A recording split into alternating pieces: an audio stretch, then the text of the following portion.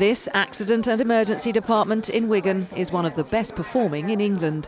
New working patterns and a £2 million investment in staff mean there are no empty posts for nurses or consultants. And that's important because staff vacancies in A&E can be a real threat to patient care. Mortality goes up when you have a crowded A&E if you haven't got the doctors in the hospital to actually see patients in a timely manner. So there's a real impact on patients of not having the right staff and the right numbers of staff.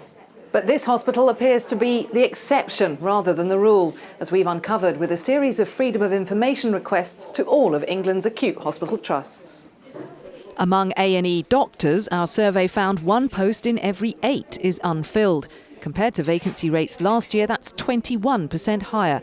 And for A&E nurses, 1 in 9 permanent posts are empty, a figure that's jumped up by 44% compared to 12 months ago.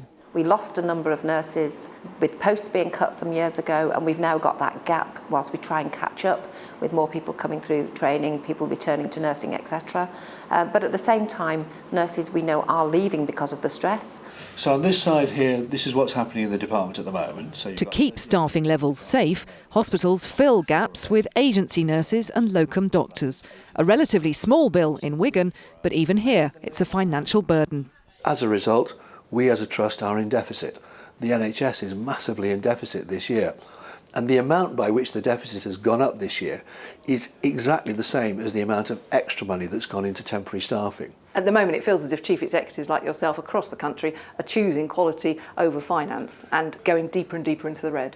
I think that's exactly what's happening. You know, would I rather be fired because the quality was bad in this hospital, or would I rather be fired if it got into financial difficulties? It's not a difficult question. The pay rates agency staff can demand are now being reined in, and the Home Office has temporarily allowed the recruitment of more foreign nurses. Useful measures, but not ones likely to swiftly solve the workforce crisis the health service is facing.